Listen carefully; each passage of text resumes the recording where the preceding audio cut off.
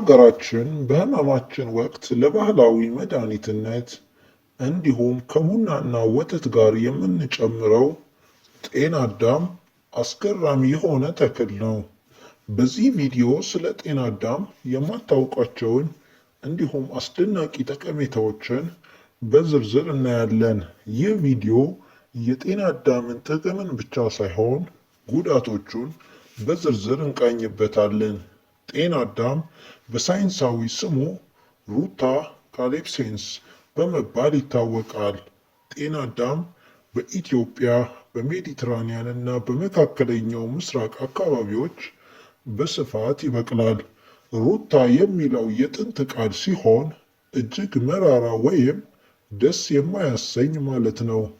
የጤና አዳም መራራነት የመጣው በውስጡ ከሚገኘው ሩትን ከተባለው ውህድ ነው።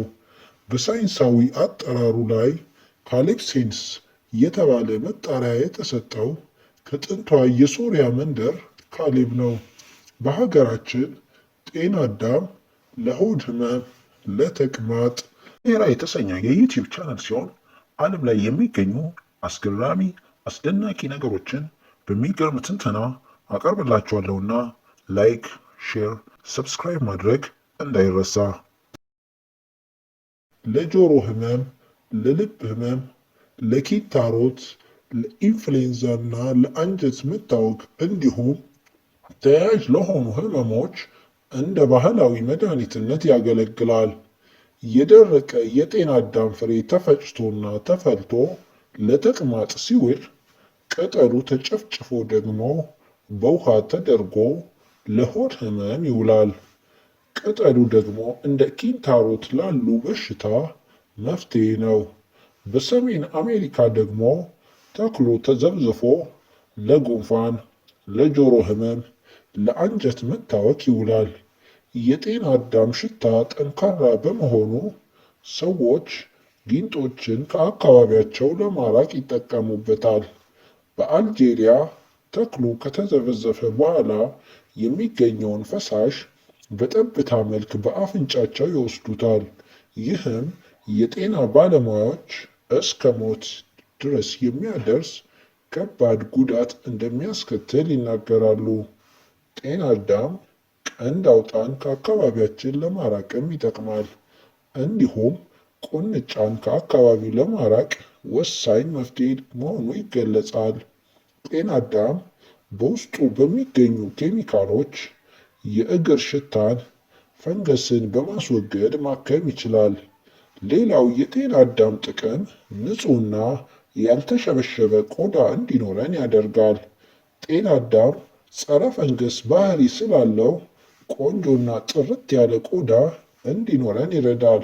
በቆዳ ላይ የሚወጣን እና የእርጅና ምልክት ተደርጎ የሚቆጠረውን የቆዳ ላይ መስመር ከማስወገዱም በተጨማሪ ባለው የአንቲ ኦክሲዳንት ባህሪ ቆዳን ያለ ጊዜው እንዳይሸበሸብ ያደርጋል።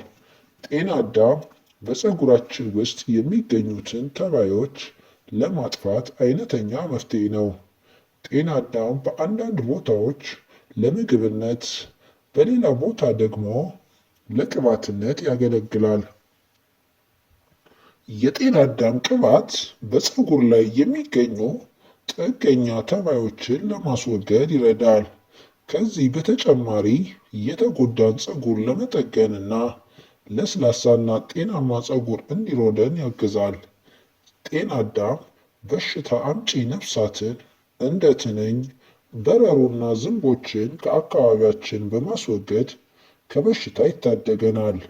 ነፍሳትን ለማስወገድ ጤና አዳምን በውሃ ውስጥ ነክሮ በማፍላት ቅጠሉን በእሳት ላይ አድርጎ በማጨስ እንዲሁም የጤና አዳም ቅጠል ጭማቂን ከትንሽ ውሃ ጋር ቀላቅሎ አካባቢውን በመርጨት አካባቢያችንን ከበሽታ አምጪ ተዋሲያን ማጽዳት እንችላለን። ጤና አዳም በውስጡ ባለው የጸረ ባክቴሪያ ባህሪ የተነሳ በባክቴሪያ ከሚነሳ ኢንፌክሽን ይጠብቀናል። ጤና አዳም በመርዛማ እባብና ጊንጥ ከተነደፋችሁ ፍቱን መድኃኒት በመሆን ከማገልገሉን ባሻገር የምግብ መመረዝን ለመከላከል ፍቱን መድኃኒት ነው። እንዲሁም የጡንቻ ህመምን ለመቀነስ ይረዳል።